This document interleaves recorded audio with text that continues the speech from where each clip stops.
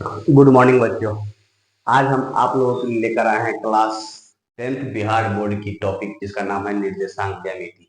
और topic start करने से पहले आप लोग हमारे चैनल को सब्सक्राइब कीजिए, लाइक कीजिए और अपना प्यारा प्यारा कमेंट कीजिए।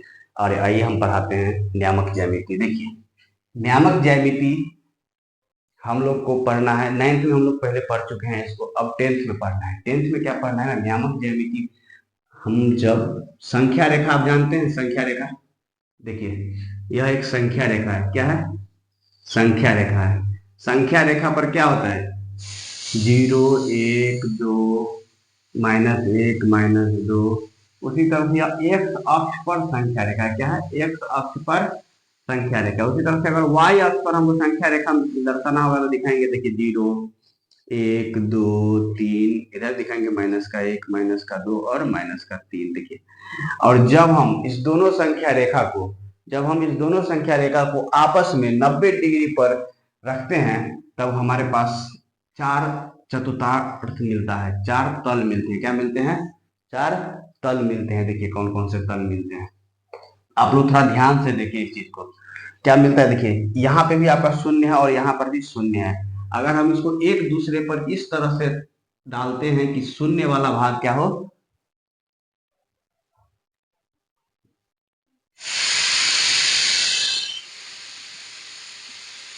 यहाँ पे क्या हो जाए, इसका भी शून्य आ जाए और इसका भी शून्य आ जाए, और इधर हो 1 2 3 और 4, और इधर हो जाए -1 -2 -3, इधर हो जाए -1 -2 और -3, और इधर आ जाए 1 2 3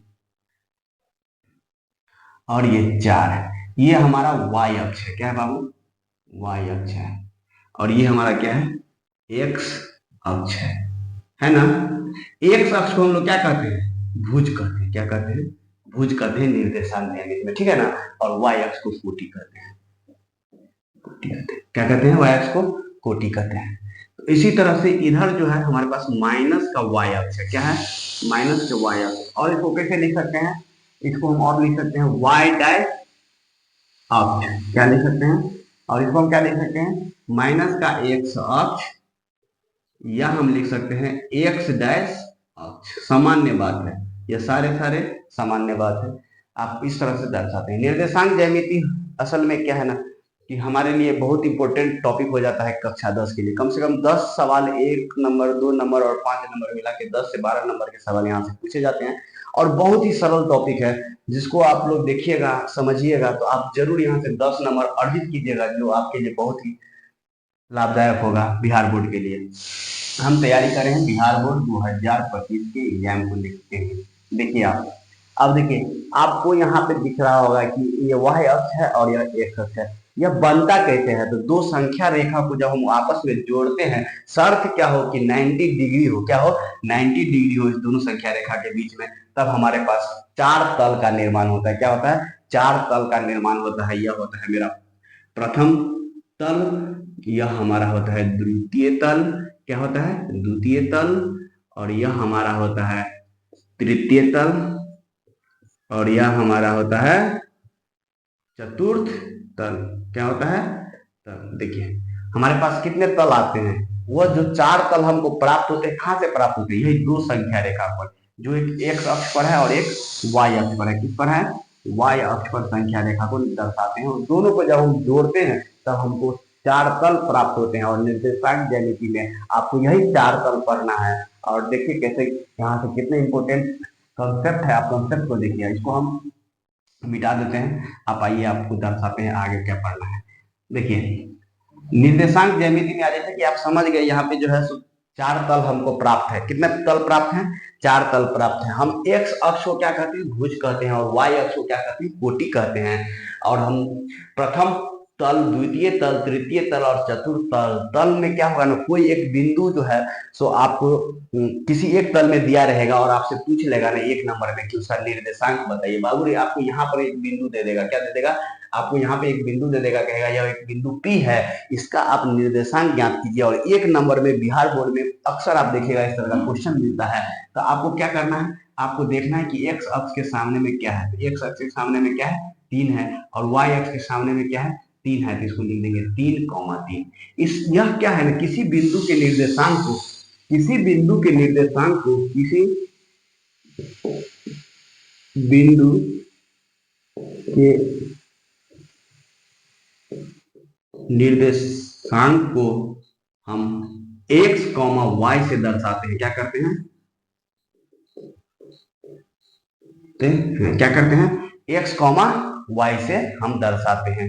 x, y से ही हम दर्शाते हैं। आपको याद रखना है, किसी भी निर्देशांक को आप जब लिखिएगा ना, तो आपको क्या करना होगा, किसी भी निर्देशांक को जब आप लिखते हैं तो सबसे पहले आपको x वाला पद लिखना होगा। क्या वाला पद लिखना होगा, x अक्ष वाला पद लिखना होगा, और दूसरी बार y वाला लिखना है। या हम कहें तो पहला जो हम इसमें पद लिखते हैं वो हमारा कौन सा होगा, तो भुज का होगा, और दूसरा कहें तो किसका होगा, कोटि का होगा। अगर आप इस बात को समझ जाते हैं तो आप निर्देशांक ज्यामिति की सारे मूलभूत आधार को आप समझ जाइएगा, और सारे प्रश्न आप बहुत ही सरलता के साथ समझिएगा और आगे बनाइएगा। मगर अगर यहाँ आपको कोई दिक्कत हो गई ना, अगर यह चीज आपको समझ में नहीं आया ना, तो आप आगे बहुत प्रॉब्लम में रहिएगा। सवाल को समझिएगा नहीं, निर्देशांक लिखना नहीं आएगा, तो दूरी सूत्र कहाँ से बनाइएगा, विभाजन सूत्र कहाँ से बनाइएगा, त्रिभुज की जो है तो क्षेत्रफल कहाँ से आप ज्ञात कीजिएगा, ना आप जो है तो किसी आयत का क्षेत्रफल ज्ञात कीजिएगा, ना संरेखीय रेखा को आप पता कर पाइएगा। इसीलिए आप सभी से अनुरोध है कि आप इस टॉपिक को सबसे पहले समझिए कि निर्देशांक, किसी भी बिंदु का निर्देशांक को हम x, y से ही दर्शाते हैं। अगर हम y, x लिख देंगे ना, तो यह नहीं होगा। क्या होगा, x, y से ही दर्शाना है, कहीं पे भी अगर दर्शाएंगे। और यहाँ पर भी हम दर्शाते हैं ना, तो यहाँ पर मान लीजिए कि 4 के सामने में जो है और 3 के सामने में है एक बिंदु, यहाँ पर है, तो इसको हम कैसे दर्शाएंगे, पहले हम x वाला लिखेंगे, और एक संख्या रेखा पर देखिए यहाँ पर क्या है, -3 है, या क्या है, -3 है, और y पर क्या है, तो यहाँ 4 है। तो अगर ये बिंदु को हम r नाम दे देते हैं, तो r का निर्देशांक क्या हो जाएगा बाबू, तो -3,4 हो जाएगा। यह आप क्या क्या हो जाएगा, r का निर्देशांक हो जाएगा। अब अगर हमको लगता है कि आप निर्देशांक लिखना सीख चुके होइएगा, तो आइए हम निर्देशांक के बारे में कुछ और चीज जानते हैं। किस तल में निर्देशांक हमारा कैसा होगा, कौन सा प्लस में होगा और कौन सा माइनस में होगा, आप ये लोग समझ गए होइएगा। यह x अक्ष है और यह y अक्ष है, ठीक है, ये तल भी आप समझ चुके होइएगा, ठीक है ना। अब आइए आपको हम कुछ विशेष जानकारी देते हैं तल के संबंधित। देखिए ये आपका क्या हो गया, यह x डैश अक्ष हो गया, और यह y डैश अक्ष हो गया ना बाबू रे। अब देखिए, अगर हमारा कोई भी निर्देशांक प्रथम तल में होगा ना, इसकी दोनों मान प्लस में होगी। क्या होगी, प्लस में होगी, मतलब x का भी मान प्लस, या भुज का भी मान प्लस, कोटि का भी मान प्लस। तब हमको कौन सा पद में देखना है वो पद। अगर हमको दिया हुआ यहाँ पर आप एक पॉइंट है P, उसका निर्देशांक है 6, निर्देशांक 7। आप देखिए बाबू, पहला वाला पद भी जो है सो प्लस है, दूसरा वाला पद भी प्लस है। हमको कहाँ देखना है, जब दोनों प्लस होगा तो हमको सीधे आना है प्रथम पद में। प्रथम पद में हम देखते हैं कि हमारा भुज भी प्लस है और कोटि भी प्लस है, और लिखने का तरीका हम आपको सिखा चुके हैं। पहले हम भुज लिखते हैं तो 6 हमको x अक्ष पे कहीं मिलेगा और 7 हमको y अक्ष पे कहीं मिलेगा, ठीक है। इतना अगर आप समझ गए तो आइए आप द्वितीय पद में हम देखते हैं क्या होता है ना। आपका पहला जो x लिखते हैं ना वो माइनस में होता है, और y जो है प्लस में होता है। कि देखिए यह क्या है, यह भुज को दर्शाते हैं। तो देखिए भुज इधर क्या है, -1, -2, -3, x का कोई भी मान होगा इधर तो माइनस में ही लिखा जाएगा, और y का कोई भी मान इधर होगा तो वह प्लस में ही लिखा जाएगा। इसीलिए हमारा यह पद किस तरह से लिखा जाता है, किसी भी बिंदु का निर्देशांक अगर दूसरे पद में हो तो भुज माइनस में होगा और कोटि प्लस में होगा। और तृतीय इतना इंपॉर्टेंट पद है ना, थर्ड पद, इसमें आपको जो है पहला पद भी माइनस में और दूसरा पद भी माइनस में, क्योंकि देखिए यहाँ का भुज भी जो है ना आपको माइनस में ही लिखने को मिलेगा, और कोटि भी आपको जो है तो माइनस में ही देखने को मिलेगा। और चतुर्थ पद में जब हम आते हैं तो देखिए हम लिखते क्या है, पहले एक्स अपना अकाउंट में है। देखिए 1, 2, 3, 4, 5, 6, एक्स क्या है, प्लस है तो प्लस, और वाई क्या है, माइनस है। देखिए माइनस में है तो इसको क्या लिखेंगे, कॉमा माइनस लिख देंगे, ठीक ना। यही अपना निर्देशांक बिंदु हो जाएगा सभी पद के लिए क्या हो गया, एक निर्देशांक बिंदु हो गया, ठीक है। अब देखिए हम आप लोगों को एक, अगर आप इतना समझ गए हैं ना, तो इसमें अब हम डायरेक्ट आते हैं कुछ टॉपिक के लिए। देखिए तो कुछ टॉपिक में क्या है, इकाई दूरी क्या होता है बाबू रे, इकाई दूरी। अब इकाई दूरी से आप क्या समझते हैं, इकाई का मतलब ही होता है अपने आप में एक। अब देखिए अब देखिए यहाँ 2 और 1 के बीच की दूरी क्या है, 1 इकाई है। क्या है, 1 इकाई है। क्या है, 1 इकाई है। अगर हमको कह देना कि यहाँ पे बिंदु ए है और यहाँ पे बिंदु क्या है, सी है, तो पूछेगा ए और सी के बीच में कितनी इकाई दूरी है, तो हमें कुछ नहीं करना है, हमें सिर्फ यह बिंदु इकाई जो है, दो बिंदु के बीच की दूरी को ज्ञात कर लेना है। देखिए यहाँ 2 हो गया, 1 इकाई, 2 इकाई और 3 इकाई, तो ये टोटल कितना हो जाएगा, कुल कितना इकाई हो जाएगा, ए और सी के बीच की दूरी कितना हो जाएगा, तो 3 इकाई हो जाएगा। क्या हो जाएगा, 3 इकाई हो जाएगा। आप समझ रहे हैं मेरे बातों को, समझ रहे हैं तो समझिए हम क्या समझाना चाह रहे हैं। अगर आपको मान लीजिए पूछ लेता है ना, मान लीजिए यहाँ पर एक बिंदु P है और यहाँ पर एक बिंदु Q है, तो आपसे दूरी पूछ ले P और Q की कितनी दूरी है, तो आपको जो है क्या करना पड़ेगा, इकाई ज्ञात करना पड़ेगा। क्या देखिए यहाँ से यहाँ की दूरी 1 इकाई और यहाँ से यहाँ की दूरी 2 इकाई, तो कुल कितनी हो जाएगी, यह 2 इकाई हो जाएगी। क्या हो जाएगी, 2 इकाई इसकी दूरी हो जाएगी। हमको उम्मीद है कि आप लोग यहाँ तक समझ चुके होइएगा। अब आगे आइए, आगे हम इसी में पढ़ेंगे। अगर आप इकाई समझ गए हैं तो दूरी सूत्र पढ़ेंगे। क्या पढ़ेंगे, दूरी सूत्र पढ़ेंगे। क्या पढ़ेंगे, दूरी सूत्र। अब हम दूरी सूत्र की ओर चलते हैं। दूरी सूत्र क्या होता है, देखिए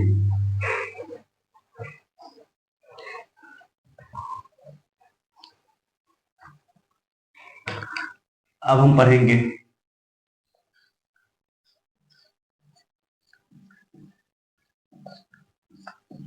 दूरी सूत्र। हमारा होता है ना, दूरी सूत्र आप लिख लीजिए, यह होता है x2 माइनस के x1 का whole square plus y2 minus के y1 का होल स्क्वायर। हमारा यही होता है दूरी सूत्र, अंडर रूट x2 माइनस के x1 प्लस के y2 माइनस के y1। देखिए यहाँ पे दूरी सूत्र हम दिखाते हैं। मान लीजिए यह हमारे पास निर्देशांक ज्यामिति है, यहाँ पर हमको एक बिंदु है ए और एक बिंदु हमारे पास यहाँ है बी।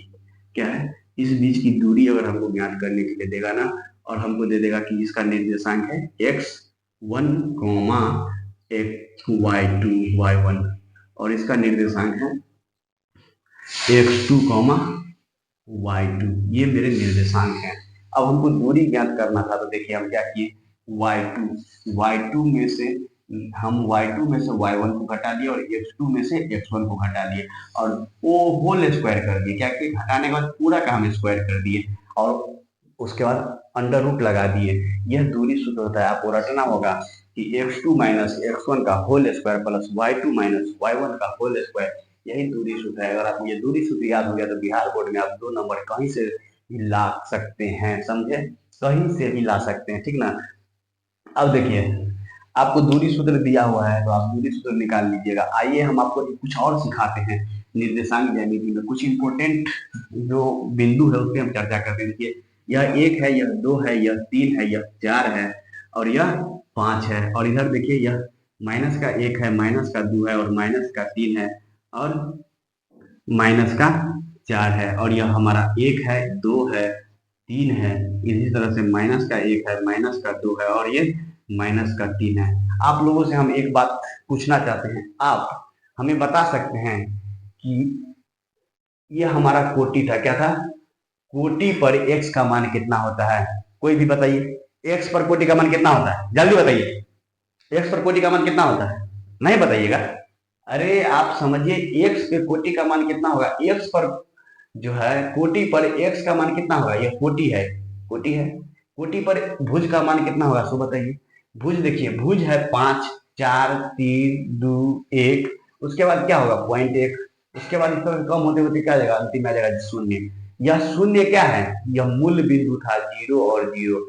क्या, एक निर्देशांक का मूल बिंदु क्या होता है, मूल बिंदु का निर्देशांक कितना होता है, शून्य। और शून्य क्या होता है, मूल बिंदु का निर्देशांक। यहाँ कहीं आप लिख लीजिए नोट में, मूल बिंदु का निर्देशांक होता है, मूल बिंदु का निर्देशांक आपको शून्य होता है। क्या होता है, मूल बिंदु का निर्देशांक आपको शून्य, और शून्य मतलब x भी शून्य, मतलब भुज भी शून्य और कोटि भी शून्य। क्या होता है, भुज भी शून्य और कोटि भी शून्य होते हैं, तो वह मूल बिंदु कहलाते हैं। अब देखिए भुज का मान यहाँ घटते हुए आता है।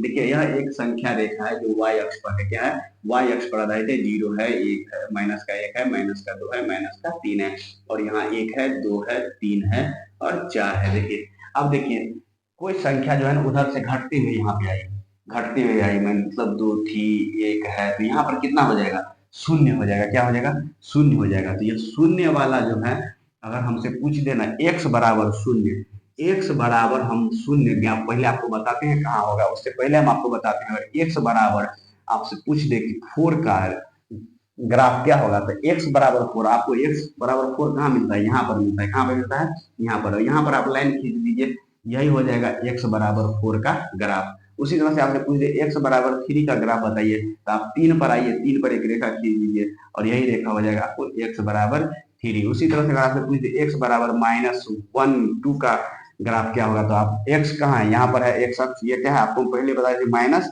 x अक्ष है, एक्स अक्ष पर 2 देखिए और वहां पर एक रेखा खींच दीजिए, ये रेखा आपको क्या हो जाएगा, x बराबर -2 का हो जाएगा।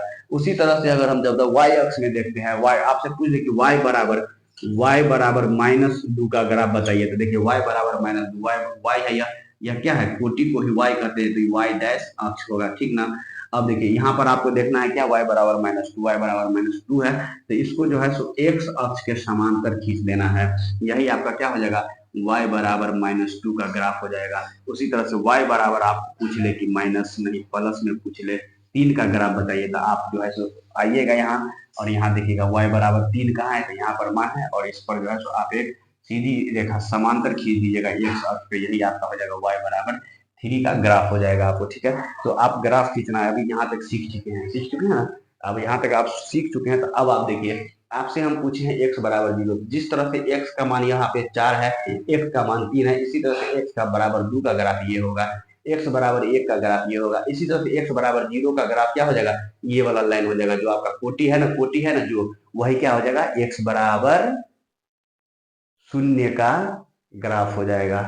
अगर अब आपसे कोई पूछे कि कोटि पर x का मान कितना होता है, या क्वेश्चन को बदल दे, पूछे कोटि पर भुज का मान कितना होता है, तो आप बोलिएगा 0 होता है। ठीक इसी प्रकार से जब आपसे कोई पूछ दे कि भुज पर जो है सो कोटि का मान क्या होगा, कोटि का मान क्या होगा, तो कोटि का मान भुज पे क्या होगा, 0 होगा। देखिए क्यों होगा, देखिए जिस तरह से y बराबर 3 का ये ग्राफ है, तो y बराबर 2 का ये ग्राफ होगा, y बराबर 1 का ग्राफ होगा, उसी तरह से ग्राफ नीचे आएगा, y बराबर 0 हो जाएगा। और ये y बराबर जो 0 है ना, यही रेखा दिखाएगा y बराबर 0 है, जो x अक्ष पर सेम एक्स अक्ष की ओर जाती हुई दिखेगी, आपको यही रेखा हो जाएगी। अब यहाँ हमको उम्मीद है कि आप इस बात को समझ चुके होइएगा कि कोटि पर जो है ना भुज का मान 0 होता है, ठीक उसी प्रकार भुज पे भी जो कोटि का मान 0 होता है। अगर आप इतना समझ गए हैं ना, तब आपको हम आते हैं जो हम अपना दूरी सूत्र बताए थे, उस पर दूरी सूत्र आपको हम लिखा चुके हैं। दूरी सूत्र होता क्या है, दूरी सूत्र आप लोग समझ भी चुके होइएगा आप कि दूरी सूत्र होता है क्या। हम दूरी सूत्र को थोड़ा सा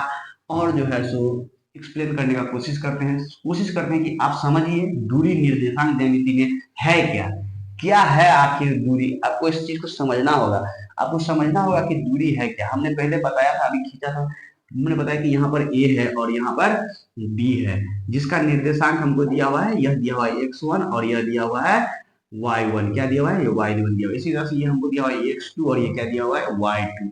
इसी दूरी को हम ज्ञात किए हैं यहाँ से लेकर यहाँ तक, ठीक है। देखिए अब आप हमको बताइए हम ये क्या है, यह किसके समांतर रेखा है, सो बताइए। अगर हम मान लेते हैं यह y बराबर 1 है, तो यह क्या है, y बराबर 2 है, तो y बराबर 2 है, तो y का मान यहाँ पे भी 2, और यहाँ पर अगर x का मान हम 1 लिए हैं, यहाँ 2 लिए हैं, यहाँ 3 लिए हैं, यहाँ 4 लिए हैं और यहाँ 5 लिए हैं, क्या लिए हैं, 5 लिए हैं, ठीक है ना। तो अब देखिए यहाँ y का मान कितना है, y का मान देखिए इसको से हमको बताइए, y का मान आपको 2 है ना, y1 का मान, और y2 का भी मान क्या है, यहाँ पर 2 है, और x का मान कितना है, सो बताइए। x का मान यहाँ पर क्या है, आपको x का मान यहाँ पर क्या है, x1 का मान 2 है, x2 का मान कितना है, 5 है। जब आप दूरी सूत्र में इस फार्मूला को लगाएंगे, तो देखिए आप जब यहाँ दूरी सूत्र में इस फार्मूला को लगाएंगे, तो x2 आपका कितना है, 2 है, 5 माइनस x1 कितना है, 2 है, इसका होल स्क्वायर कीजिएगा और फिर कीजिएगा y2 कितना है, 2 है, और x1 कितना, y1 कितना है, तो फिर 2 है, इसका भी होल स्क्वायर कीजिएगा, तभी आपको अंडर रूट में आ जाएगा। तीन, 5 में से 2 जाएगा तो हो जाएगा 3 का स्क्वायर प्लस 0 का स्क्वायर बराबर ही आपको हो जाएगा 3 तिया 9, फिर अंदर रूट में से निकलेगा तो प्लस माइनस का मान 3 हो जाएगा। कितना हो जाएगा? दूरी क्या हो जाएगा? और दूरी हमेशा प्लस में हम नापते हैं। कभी आप बोले हैं कि हम -3 किलोमीटर आज चले, कभी नहीं बोले होइएगा। आप बोले होइएगा हम कितना चले? 3 किलोमीटर चले, तो इसीलिए इसका मान +3 हो जाएगा। आप निकालिएगा इस तरह से, फिर लिखिएगा इस तरह से, तो दूरी लिखिएगा। ठीक है, 3 इसको इकाई लिखिएगा। क्या लिखिएगा? इकाई लिखिएगा। अब आइए हम आपको थोड़ा सा समझाना क्या चाह रहे थे। देखिए, यह x बराबर 2 है और x बराबर 5 है, मगर y सेम अक्ष पर हो। जब हमारा एक भी भुज या कोटि समान हो तो हम उतना करने के लिए नहीं जाएंगे, दूरी सूत्र लगाने के लिए जाएंगे 1 नंबर में। यहाँ पे छोटा सा ट्रिक समझिए, आप इसको कंसेप्ट को समझिए। कंसेप्ट ही जब बहुत मेहनत करने पर, जब किसी सवाल पर या किसी भी थ्योरी पर आप बहुत मेहनत करते हैं तो वहीं से कंसेप्ट से ही ट्रिक निकलता है। ट्रिक कोई अपने घर से नहीं लाता है, ट्रिक यहीं से है। देखिए, अब अगर मान लीजिए मेरा y समान है तो y हमको समान है, तो आप एक बार बताइए कि हमको सिर्फ अगर x का मान अगर हम घटा देते, यह इकाई हम दूरी घटा देते, तो हमको आंसर आ रहा है। देखिए, तो 5 में से आप घटाइए, तो 5 में से 2 घटाइए तो कितना? 3 इकाई आ रहा है। यही ना आंसर आप निकाले अभी दूरी सूत्र से। क्या निकाले हैं? यही आप आंसर निकाले हैं, 3 इकाई। 3 इकाई देखिए, y अक्ष हमारा समान है, y अक्ष पर यहाँ पे भी 2 मान है और यहाँ पर भी 2 मान है, मतलब कोटि का मान हमारा समान है, भुज का मान हमारा अलग अलग है। तो हम भुज में सिर्फ घटा देंगे। क्या करेंगे? हम उतना दूरी सूत्र लगा। 1 नंबर में आपको एग्जामिनर ये नहीं देखने जाता है आप फॉर्मूला लिखे कि नहीं लिखे। 1 नंबर में आपको ऑप्शन मारना होता है, ऑप्शन पे आपको टिक लगाना होता है। तब ऑप्शन को आप इस तरह से चेक कर सकते हैं ना जब भुज और कोटि दोनों दिया हुआ है और देख रहे हैं कि किसी एक का समान मान है, मतलब भुज का मान समान है, भुज का मान समान है, तो सिर्फ हम दूरी निकालने के लिए क्या करेंगे? दूरी निकालने के लिए क्या करेंगे? कोटि को घटा देंगे, कोटि में घटा देंगे। क्या करेंगे? कोटि से घटा देंगे। और जब भुज का नहीं, जब हमको कोटि का मान समान हो, जब हमको कोटि का मान समान हो तब दूरी बराबर हम भुज को भुज से घटा देंगे। समझे आप इतना? अगर आप हमारी इतनी बात को समझ गए होइएगा तो आप 1 नंबर के सवाल में ये दूरी सूत्र नहीं लगाइएगा जो हर बच्चा लगाने के लिए जाएगा। नहीं, आपको यहाँ से समय को बचाना है। यह दूरी सूत्र सब में इतना टाइम नहीं देना है 1 नंबर में। इस सवाल को अगर आप बचा लेते हैं, कम समय में बनाते हैं, तब आप 5 नंबर में सवाल जो कोई फंस रहे हैं उस पर आप वहां दिमाग लगाइएगा, इस्तेमाल कीजिएगा और आप 100 में 100 नंबर लाइएगा। इस तरह से आप 100 में 100 नंबर ला सकते हैं कि अगर 1 नंबर वाले सवाल को जितनी जल्दी हो उतनी जल्दी बना लीजिए और 5 नंबर वाले सवालों पे जो है ज्यादा से ज्यादा टाइम देना है। वहां कंसेप्ट देखता है, हर चीज देखता है, स्टेप देखता है, हर स्टेप को स्टेप बाय स्टेप बनाते जाइएगा, तब आपको 5 नंबर मिलता है। तो यह समय यहाँ से बचा के 5 नंबर वाले सवालों पे देना है, तब कोई भी छात्र टॉप करता है, मैथ में 100 में 100 नंबर लाता है। ऐसे नहीं आ जाता है 100 में 100 नंबर। चलिए, अब आप दूरी के बारे में समझ चुके होंगे, एक का हम उदाहरण दे दिए हैं। आप लोग यहाँ इतना बात अभी तक समझ गए होइएगा। अब आप समझ गए होइएगा दूरी सूत्र। तो दूरी सूत्र पर आधारित 2-3 प्रश्न जो पूछे जाते हैं वो हम देखिए, दूरी सूत्र पर आधारित क्वेश्चन क्या पूछ देगा ना आपसे। दूरी सूत्र पर आधारित आपको एक त्रिभुज दे देगा, त्रिभुज का निर्देशांक दे देगा। यह x1 है और यह x2 है, यह y1 है और यह यह x2 है और यह y2 है और यह x3 है और यह y3 है। अब आपसे पूछ देगा कि यह त्रिभुज है जिसकी शीर्ष A, B और C है, आप इसके जो है सो हमको बना सकते हैं। पहला सवाल क्या होगा? देखिए, सवाल होगा कि यह कौन सा त्रिभुज है, कौन सा त्रिभुज है। दूसरा सवाल क्या पूछ सकता है हमसे? दूसरा सवाल पूछ सकता है कि इस त्रिभुज का क्षेत्रफल बताइए। त्रिभुज का क्षेत्रफल ज्ञात कीजिए। क्या कीजिए? ज्ञात कीजिए, त्रिभुज का क्षेत्रफल ज्ञात कीजिए। आप समझ रहे हैं? और यहां से बहुत सरलता के साथ आप निकालिएगा। कैसे? ए और बी की दूरी, ए और बी की दूरी, बी और सी की दूरी और सी और ए की दूरी, अगर ये तीनों दूरी ज्ञात करते हैं, अगर हम जानते हैं त्रिभुज में अगर किसी त्रिभुज की दो भुजाएं बराबर होती है तो वह समद्विबाहु त्रिभुज कहलाती है, अगर तीनों भुजा बराबर होती है तो समबाहु त्रिभुज कहलाती है, और एक भी भुजा बराबर नहीं होती है तो विषमबाहु त्रिभुज कहलाती है। ठीक तरह से आप इसी तरह से यह ज्ञात कीजिएगा।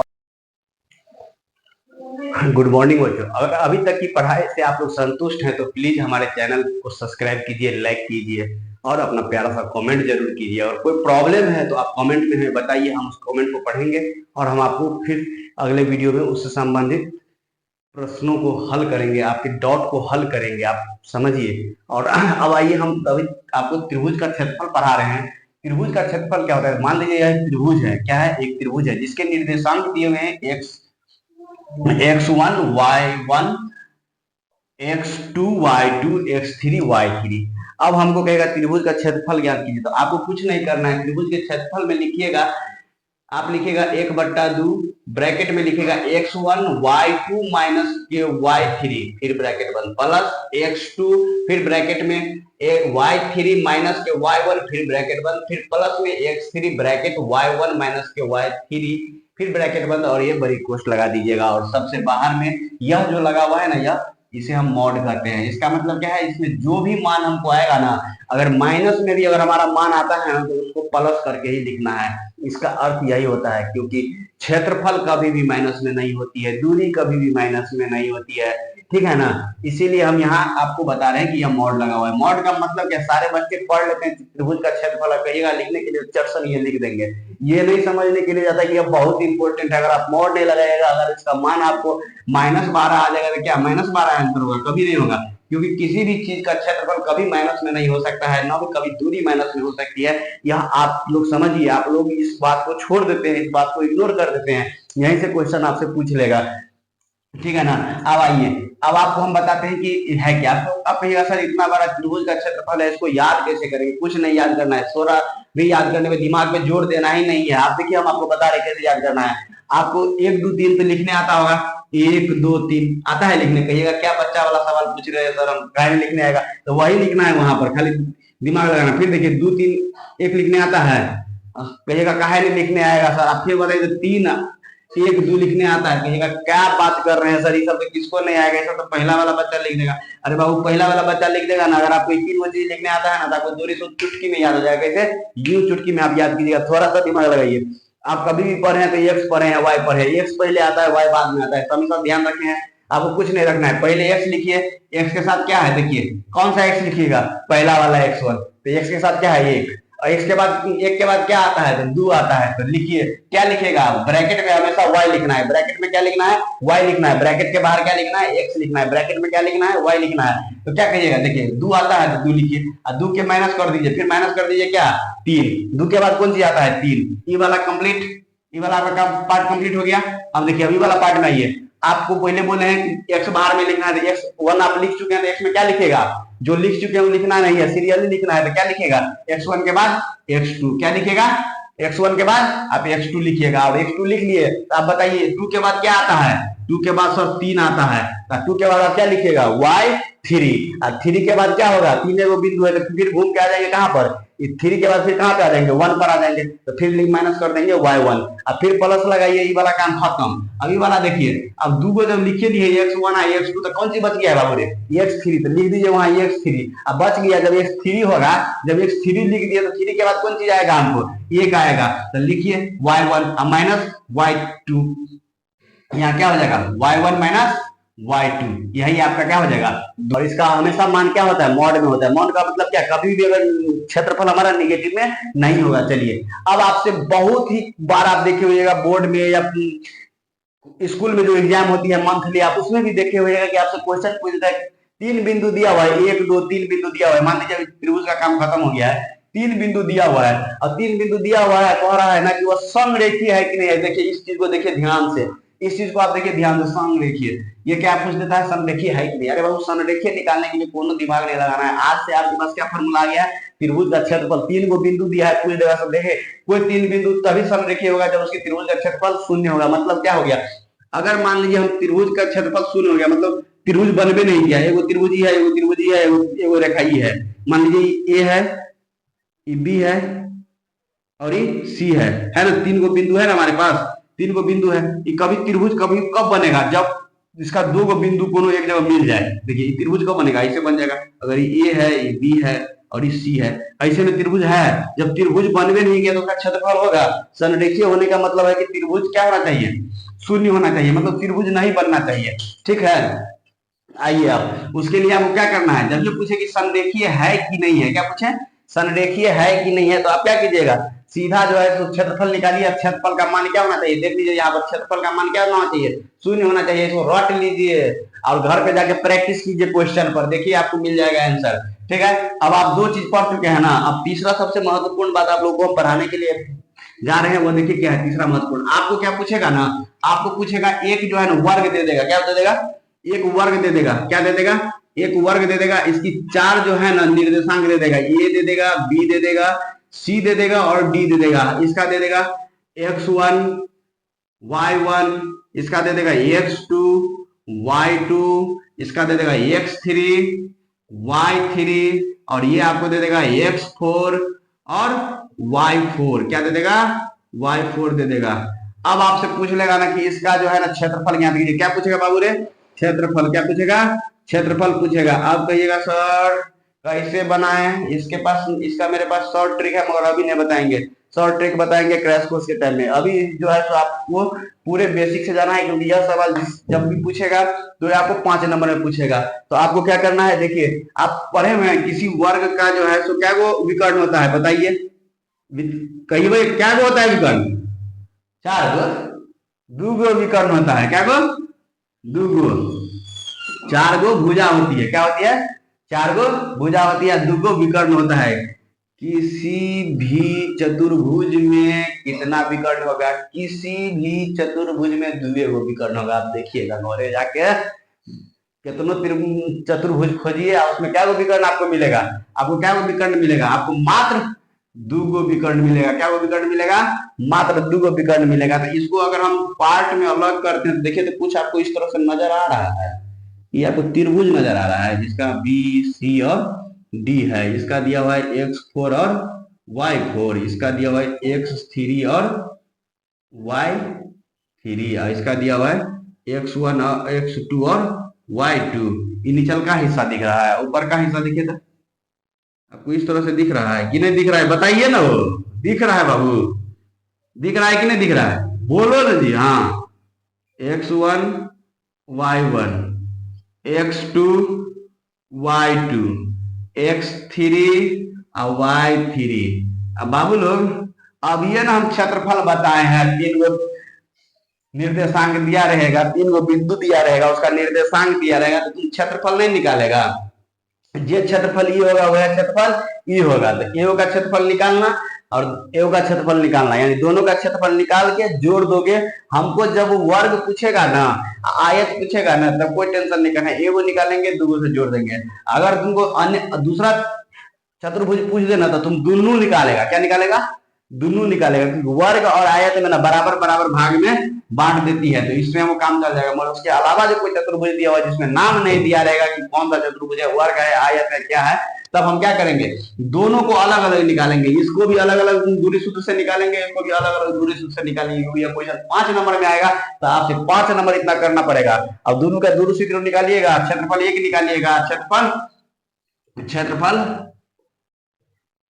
क्षेत्रफल 2 निकालिएगा और दोनों को जोड़ दीजिएगा तो कुल क्षेत्रफल आ जाएगा। क्या आ जाएगा, कुल क्षेत्रफल आ जाएगा। इस तरह से आप वर्ग का क्षेत्रफल ज्ञात कर सकते हैं, चतुर्भुज का क्षेत्रफल ज्ञात कर सकते हैं। ठीक है, आज चतुर्भुज का क्षेत्रफल ज्ञात कर सकते हैं। इसमें हम आपको बहुत अच्छा टॉपिक सब पढ़ा चुके हैं। अगर कुछ टॉपिक छूट रहा है तो आप हमको याद दिलाइए, हम उसको जो है अगले लेक्चर में पढ़ाएंगे।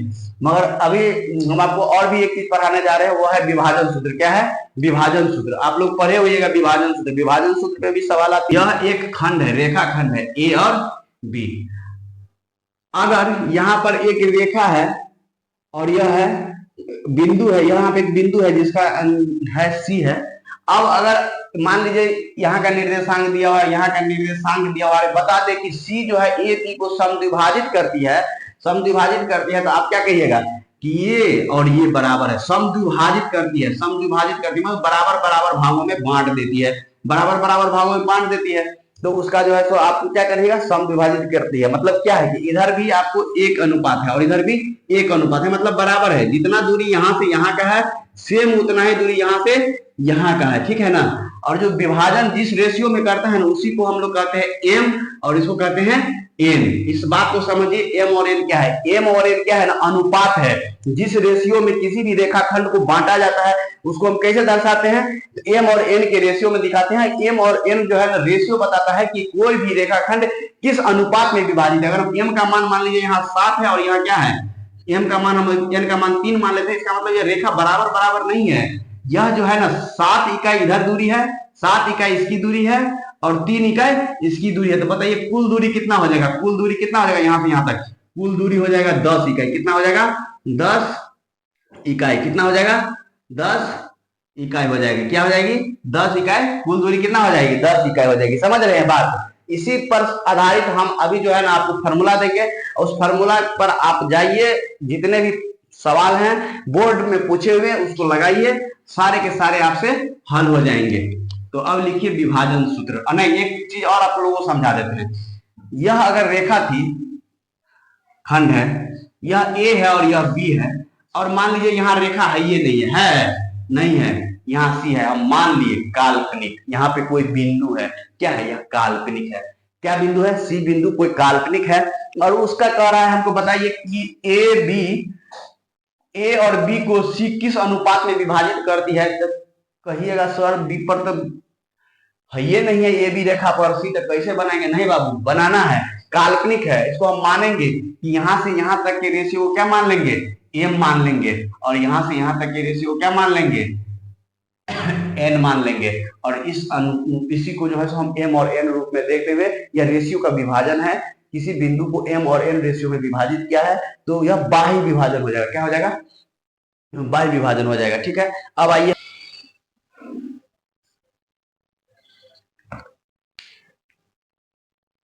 ये बिंदु ए है और ये बिंदु बी है।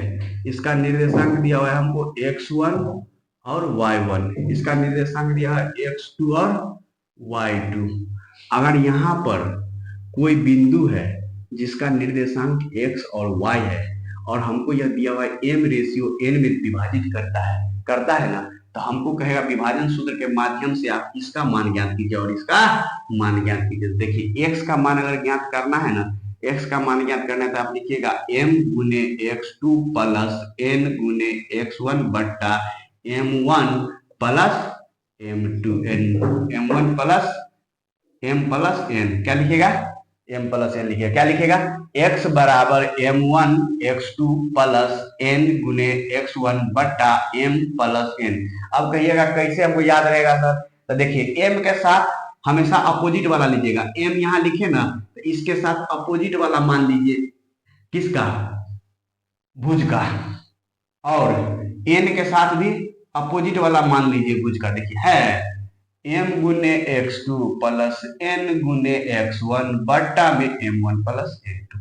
अब कहेगा कोटि का कैसे निकालेंगे सर, तो कोटि का भी सेम फार्मूला लगाइए, m गुने y2 प्लस n गुने y1 बट्टा m प्लस n। ये देखिए इसमें भी अपोजिट है। देखिए m के साथ कौन लेंगे, y2 लेंगे, n के साथ क्या लेंगे, y1 लेंगे, और उसको जो है प्लस करेंगे नीचे में और सेम हो जाएगा आपका। ठीक है, यह हो जाएगा आपको आंतरिक विभाजन के लिए। क्या है, रिक विभाजन। और जब बाह्य विभाजन होगा, बाह्य विभाजन के लिए क्या करेंगे, x का मान हो जाएगा। अगर मान लीजिए अभी हम आपको बताए थे बाह्य विभाजन कैसे होता है, यहाँ यह और यह एक दूरी है a और b है, ठीक है ना, और यहाँ क्या है, एक बिंदु c है, तो यह क्या हो जाएगा, यह हो जाएगा m और यह हो जाएगा n। क्या हो जाएगा, अब आपको निर्देशांक ज्ञात करना है इसका, किसका, x, y का। इसका निर्देशांक ये कॉमा है, एक नहीं समझिएगा, यहाँ निर्देशांक दिया हुआ है x1 और y1, यहाँ निर्देशांक दिया हुआ है x2 और y2। अब हम इसका दूरी निकालेंगे। अगर मान लीजिए हम x और y का निर्देशांक ज्ञात करेंगे तो x बराबर क्या हो जाएगा, आप जिस तरह से लिखे थे m2 m गुने x2 माइनस लगा दीजिएगा n गुने x1 बट्टा m पल माइनस n लिखिएगा और y बराबर लिख दीजिएगा m गुने y2 माइनस के n गुने y1 बट्टा m माइनस n। यही आपका निर्देशांक हो जाएगा किसका, y विभाजन का, x और y का मान यही आपका आ जाएगा। ठीक है,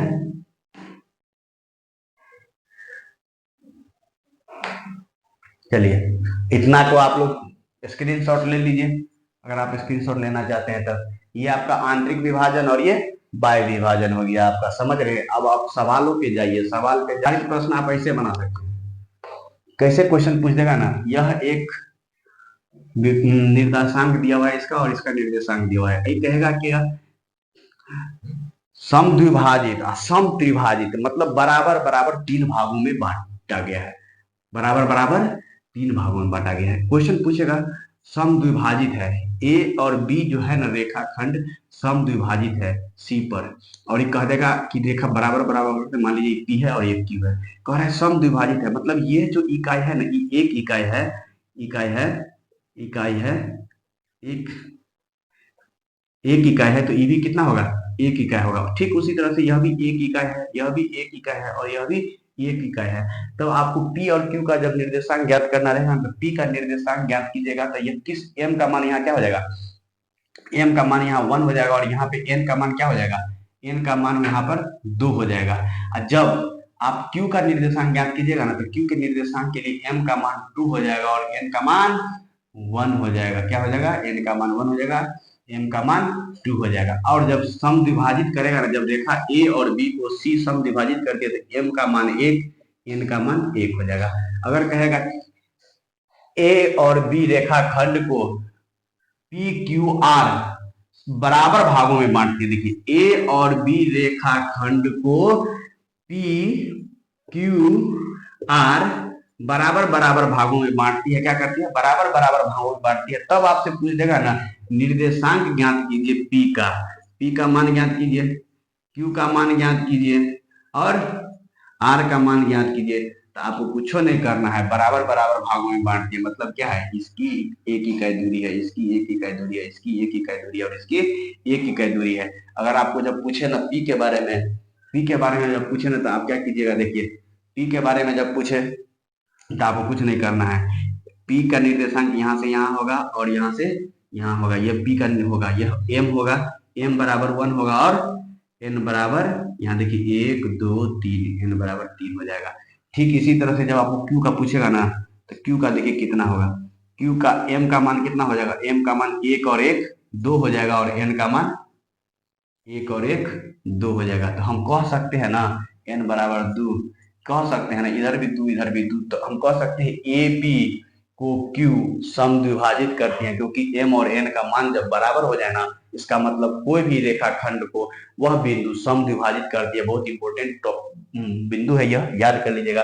जब M और N का मान बराबर हो जाए इसका मतलब क्या है, इसका मतलब है कि उस रेखाखंड को वह बिंदु समद्विभाजित करती है। अब उसी तरह से अगर हमको ये हम Q के लिए बनाए थे, अगर हम देखिए P के लिए बनाए और Q के लिए बनाए और R के लिए बना रहे हैं, R के लिए कहाँ तक, यहाँ तक आएंगे और यह N का मान कितना हो जाएगा 1 और ये क्या हो जाएगा, M का मान कितना हो जाएगा 3 हो जाएगा। अब निर्देशांक दोनों का लिखिए, इस पे जो है बेस्ट फॉर्मूला पे, इस कंसेप्ट पे आधारित सारे प्रश्न को बनाइए।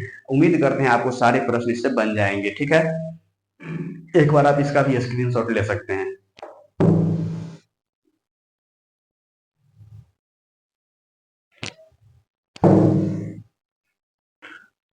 अब देखिए आज की कक्षा हम यहीं समाप्त करते हैं। अगर हमारी क्लास आप लोगों को पसंद आती है तो प्लीज सब्सक्राइब कीजिए, लाइक कीजिए और फॉलो कीजिए। धन्यवाद।